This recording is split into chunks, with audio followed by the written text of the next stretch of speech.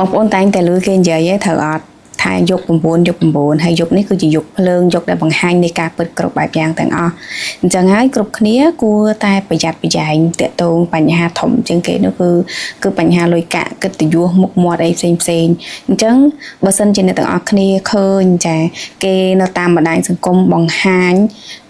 មានអារម្មណ៍ថាអូខ្លួនយើងគឺចង់បានដូចគេតាមពិតមនុស្សយើងគឺមានមហិច្ឆតាអត់ខុសទេគ្រាន់តែយើងត្រូវគ្រប់គ្រងមហិច្ឆតារបស់យើងហ្នឹងកុំឲ្យវាមហិច្ឆតាហ្នឹងវាសកត់មកលើយើងវិញខ្ញុំឧទាហរណ៍ទៅពេលដែលបងប្អូនឃើញតាមបណ្ដាញសង្គមគឺគេផុសច្រើនមែនតើអូមួយខែអញ្ចឹងគេទិញឡានមួយគ្រឿងខែក្រោយគេទិញមួយគ្រឿងទៀតមួយឆ្នាំគេទិញផ្ទះមួយឆ្នាំក្រោយគេទិញផ្ទះគេសាងសង់វីឡារហូតដល់ពោះមួយគ្រឿងអីផ្សេងអញ្ចឹងដោយសារមុខរបរការងារជាពិសេសគឺបងតែងតែឃើញឯភាគច្រើនមែនតើអ្នកដែលគាត់ប្រកបអាជីវកម្មអនឡាញជាម្ចាស់ brand ម្ចាស់ CEO គេចូលចិត្តបង្ហាញទ្រព្យសម្បត្តិគេខ្លាំងណាស់មិនមែនថាគេអួតគេអាងអីទេកន្លែងនេះគឺខ្ញុំចង់និយាយថានេះគឺជាទីផ្សាររបស់គេទេទោះបីជាគេបង្ហាញអ្វីដែលគេមានក៏ដោយដែរក៏យើងចង់បានដូចគេក៏ដោយយើងមានមហិច្ឆតាចង់បានដូចគេក៏ដោយថាយើងទៅចេះរៀនគ្រប់គ្រងខ្លួនឯងគ្រប់គ្រងអារម្មណ៍របស់ខ្លួនឯងឲ្យបានល្អមិនចឹងទេ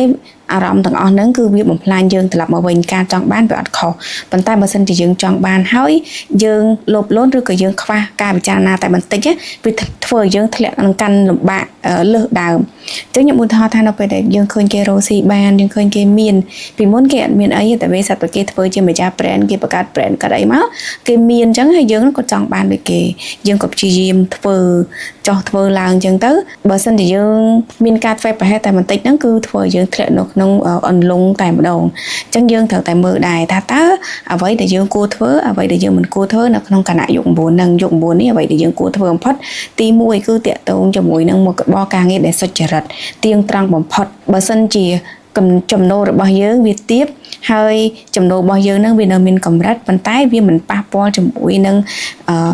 ជីវភាពរបស់យើងខ្លាំងទេឬក៏យើងអាចទទួលយកបានទេល្មមគឺយើងនៅតែទ្រាំយកសិនទៅប៉ុន្តែគោលដៅរបស់យើងដឹងហើយថាយើងត្រូវតែដើរធ្វើមុខ